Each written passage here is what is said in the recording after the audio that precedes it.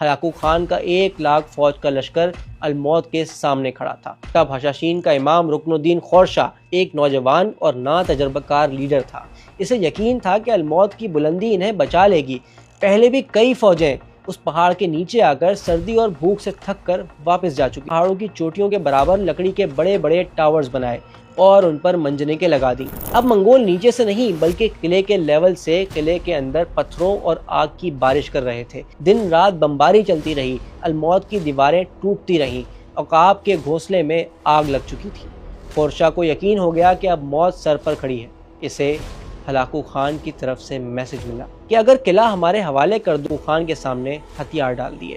تاریخ کا وہ قلعہ جسے کبھی کوئی نہیں جیت سکتا تھا، آج منگولوں کے قبضے میں۔ بعد ہلاکو نے ایران بھر میں موجود حشاشین یعنی اسماعیلیوں کے خاتمے کا حکم دے دیا۔ یہ ایک جینوسائیڈ تھا۔